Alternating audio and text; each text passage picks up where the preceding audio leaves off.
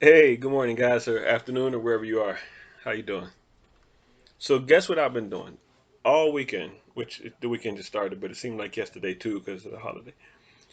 All yesterday and today, I've been trying to figure out, taking the time, with the market being slow and weirded, and I think they're trying to recode again. Um, Trying to find out where my L's have come in this market, where my losses are coming from. So there's a few places that they come from. They come from trying different things, trying staking, trying liquidity, trying new coins with new tokenomics.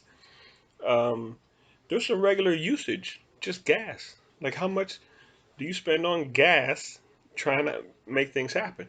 That's pretty much only significant in Ethereum based things that happen on the Ethereum network. Okay, and I'll show you what that looks like. I've lost some money in ETH and gas.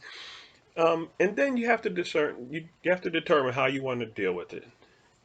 Like, do you want to try to? Is there a way to recoup some of those losses when you discover them, or do you have to kind of just cope and say, well, okay, I can't spend any more time on it. I lost. These are smart contracts, so I know that there's no bias against me in particular. I just messed up, and you have to just deal with that. I did something wrong. I did it the wrong time. I didn't know what I thought I knew. Any number of ways. So you can either find a way to try to recoup the money, or just cope with the fact that you lost it and call it a valuable lesson. And you did learn something out the deal. You should know what not to do the next time. So that's it. You have to learn from your mistakes. And the last thing I think you need to do in this kind of thing is to celebrate mediocrity. Now that's not something I would say normally, but a lot of people get into this game and lose whole bunch of money and a whole bunch of times. So if you can celebrate those deals, those swaps, those trades, those things that you tried where you just broke even, you didn't lose money, you're not doing that bad. That's kind of a win. And then whenever you get a little win, if it's not the 100x win or even the 10x win, maybe you doubled your money. You just got to step back and look at other kind of financing. Look at traditional financing, traditional investment. How long does it take to double your money? You get lucky on one or two, or you do the right thing, you perhaps double your money over the course of a week, sometimes a day. You have to be happy with that. So celebrate that kind of win. That keeps you, that keeps you in this and keeps you in the game. Okay.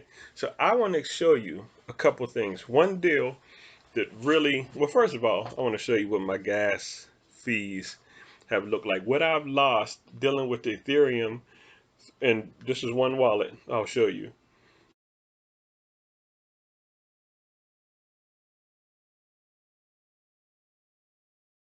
Okay. So that's okay. That's not big to a lot of people. That's noticeable to me. That is crazy spending almost $10,000 just to use Ethereum. That's crazy buying and selling. Okay. Also,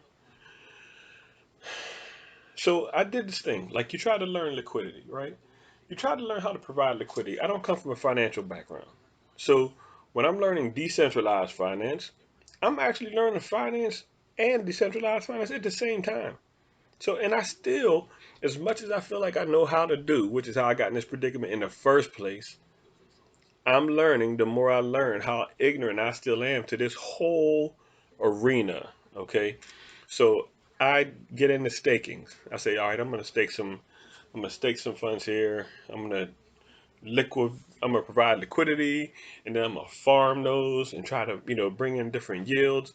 And I'm gonna do all of the words. I'm happy when I figure out I understand this. I know how to do that. Okay, you put these together, they put this percentage, this into a unit. It has to be 50% of both. It puts it into one unit and it looks at that as one unit. That's a liquidity pool. And you get LP tokens that represent that whole thing. Instead of this much of this and this much of this, you just buy liquidity tokens. That you put out here and you farm that to other people and you get a yield back. So when I learned that, and I'm thinking, I'm a financial genius already. I know how to do everything. Well, not so fast there, Poppy. I did that for ETH-matic, okay, Ethereum-matic pool. And I said, ETH is going to have a problem with gas sometime in the end of the year. Matic is the solution, the best solution to each problem. Why wouldn't I farm ETH and Matic? I think more people will be trying to exchange those tokens. So that's the pool I picked to go into. The yield for the pool, since I did the QuickSwap, will be paying me in a token called QuickSwap, paying me in Quick. Um, so here's what it looked like. Here's, well, first of all, just for this, I'm just be clear. What the hell? I put a half of ETH in. Okay. I never like to say dollar amounts, but this is a small pool. I just put a half of ETH in. At the time, ETH was 4,000 bucks, so 2,000 bucks, which means I need $1,000 of ETH of Ethereum and $1,000 of Matic equal. So I put my half ETH of Ethereum out onto Polygon's network, which is Matic. And first I have to bridge out there, so you pay a whole bunch of fees to go from ETH to Matic. Now when I'm on Matic's computers, now I can trade to anything on Matic's computers cheaply. But you have to get out there on what they call a bridge. So anyway, I'm out there. I split my money into a half of ETH, went down to a quarter ETH, and 340 Matic at the time, which were like 244 or something like that. So even partiable. That's what I had. 2,000 bucks out there. First of all, here's what I have left.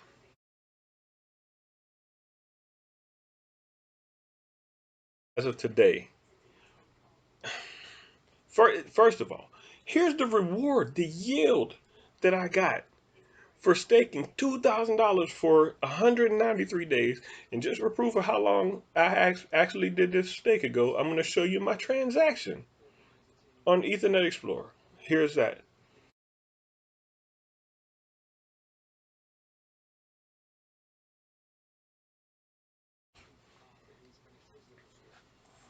So you see the part I circled, 193 days. That's how long I had this thing staked. That's the better part of a half a year. To get 30 bucks back for staking $2,000 for 6 months is abysmal.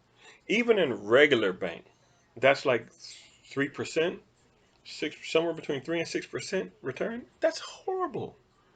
So in crypto, so anyway. When I started this, first of all, I couldn't even find the stake anymore. This pool, that pool, that liquidity pool is done.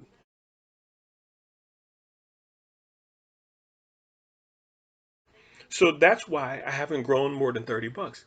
They stopped that pool a long time ago. I didn't know. So either I was told and missed it, or they worded it in a way that I didn't understand that this isn't a permanent pool.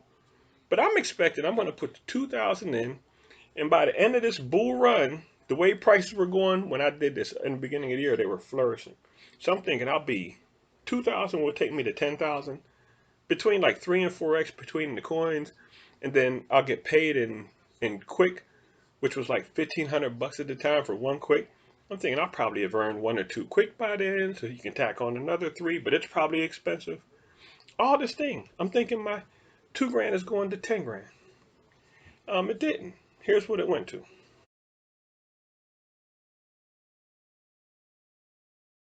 That's it. It went to, I now today have 1,000 and whatever that was, 58 bucks or something, like 1,000, slightly over one. That is half of what I put in. That's impermanent loss because the price of Matic has gone down so fast and stayed down. I can't keep that balance. The smart contract automatically looks at that and says, we don't need all your ETH. Matic is the cheapest one, so we're going to match your ETH to match the amount of Matic you have. So that's impermanent loss. That means I wasted that extra ETH because Matic stayed so low in cost. So that's what I'm wrestling against. Here's what I do. Here's what I'm asking you. We're still in the bull run. This is now the end of November.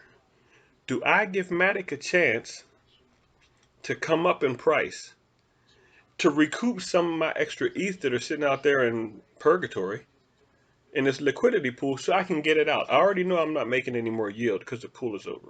I have 0.09 quick, and that's all I'm ever going to get in quick. Now I'm just trying to salvage my actual money that I put out there.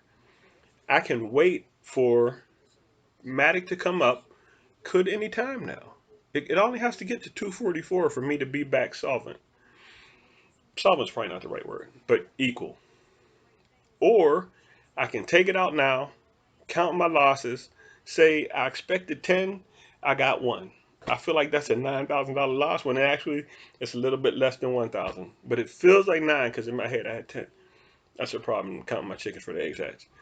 So do I take it out now and put it in one of those dials like Ohm dial or Climate dial, like the ones with the high returns, and try to recoup my losses back before I like sit down and just rock back and forth and cry?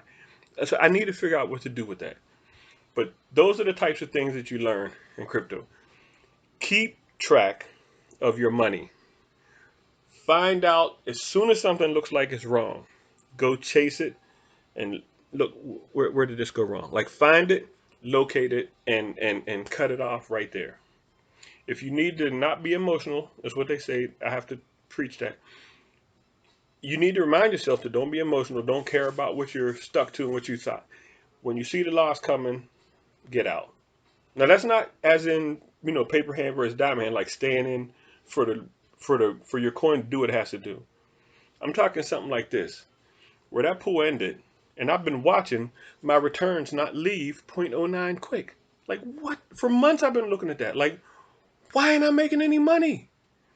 I put $2,000 out there. Why do I only have $20 in return? That was killing me. I have to pay more attention, probably too spread out in too many different things to have to do crypto. So I lost that one, and this weekend is when I finally hunkered down and looked at it, and now I have to fix it. So I'm left with that dilemma.